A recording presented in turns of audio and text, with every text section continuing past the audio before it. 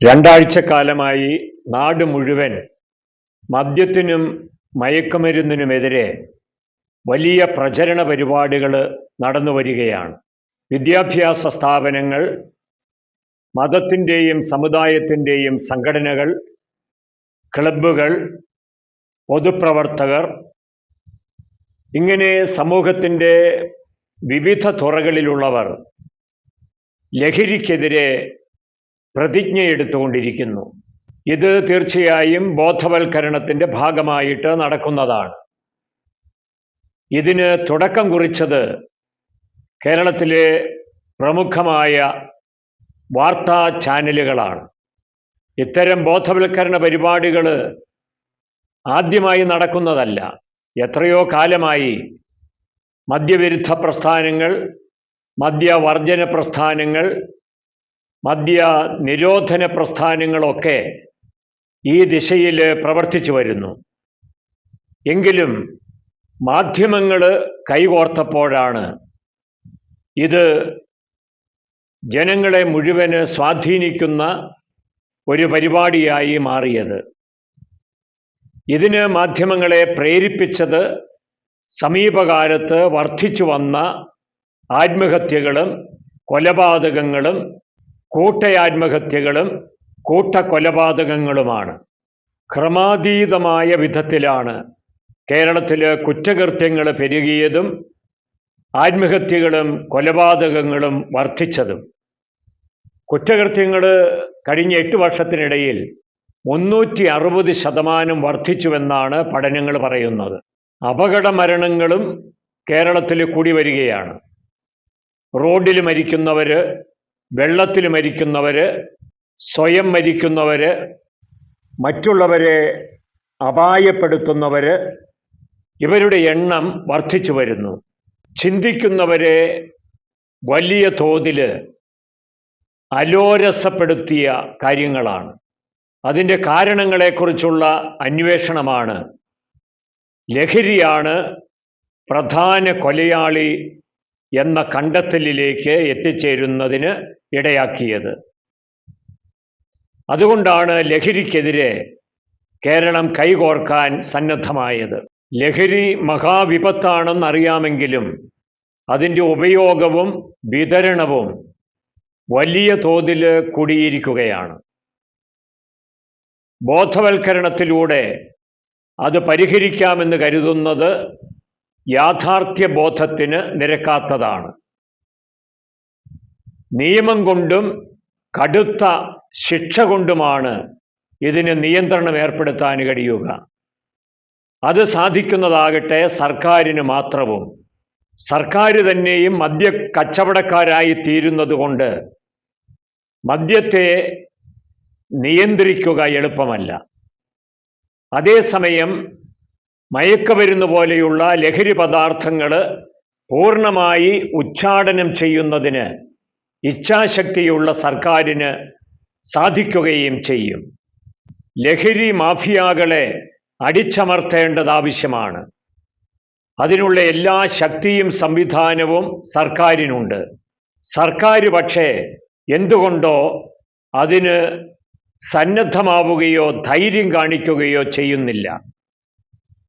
ലഹരി കേസുകൾ അന്വേഷിച്ചാൽ അതിടയ്ക്ക് വെച്ച് വഴിമുട്ടുകയാണ്. കാരണമായി പറയപ്പെടുന്നത് അന്വേഷിച്ച് ചെല്ലുമ്പോൾ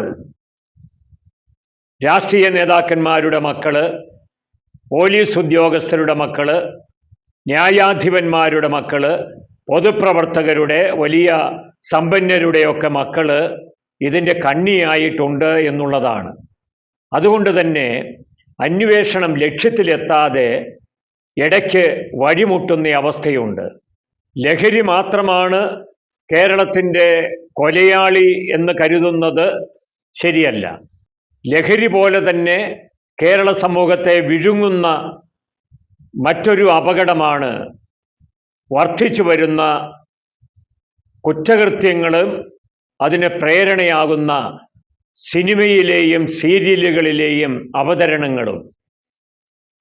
വയലൻസ്, അതായത് അക്രമം അല്ലെങ്കിൽ കുറ്റകൃത്യം അത് പ്രമേയമായി സ്വീകരിക്കുന്ന സിനിമകളുണ്ട്. സീരിയലുകളും അത്തരത്തിലുള്ളവയുണ്ട്. അത്തരം കലാ ആവിഷ്കാരങ്ങളുടെ അവതരണ അനുമതി സർക്കാർ കർശനമായി നിരോധിക്കണം. അതുപോലെ തന്നെ സിനിമയിലും സീരിയലിലുമൊക്കെയുള്ള ലഹരിയുടെ ഉപയോഗം കർശനമായി നിരോധിക്കണം. ഇത് ആരോഗ്യത്തിന് ഹാനികരമാണ് എന്ന് വായിക്കാൻ പറ്റാത്ത അക്ഷരങ്ങളിൽ ആർക്കോ വേണ്ടി എഴുതുന്നത് കൊണ്ട് പ്രയോജനമില്ല. ഈ മേഖലയിലെ മറ്റൊരു അപകടം സോഷ്യൽ മീഡിയയിലൂടെ ലഹരിക്ക് പ്രോത്സാഹനവും അക്രമ പ്രവർത്തനങ്ങൾക്ക് നീതീകരണവും നൽകിക്കൊണ്ടിരിക്കുന്നു എന്നുള്ളതാണ്. സോഷ്യൽ മീഡിയയിൽ മാത്രമല്ല, മുഖ്യധാരാ മാധ്യമങ്ങളിൽ പോലും അന്ത്യചർച്ചകളിൽ വെല്ലുവിളികൾ, ഭീഷണികൾ, തെറിവിളികൾ, കൊലവിളികൾ ഇതെല്ലാം എല്ലാ ദിവസവും സംഭവിച്ചുകൊണ്ടിരിക്കുകയാണ്. ഇതെപ്പോഴും കാണുകയും കേൾക്കുകയും ചെയ്യുന്നവരെ തീർച്ചയായും സ്വാധീനിക്കും.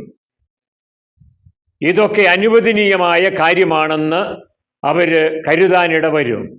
അനുവദനീയമാണെങ്കിൽ എനിക്കും സ്വീകാര്യമാണെന്ന് അവർ ചിന്തിക്കും. ഇതുപോലെ തന്നെ നമ്മൾ ശ്രദ്ധിക്കേണ്ട മറ്റൊരു കാര്യമാണ് രാഷ്ട്രീയ പാർട്ടികളുടെ പോഷക സംഘടനകൾ സമരം നടത്തുമ്പോൾ വിളിക്കുന്ന മുദ്രാവാക്യങ്ങൾ. കാലുവെട്ടും, കൈവെട്ടും, തലവെട്ടുമെന്നൊക്കെ പച്ചയ്ക്ക് പറയുകയാണ്.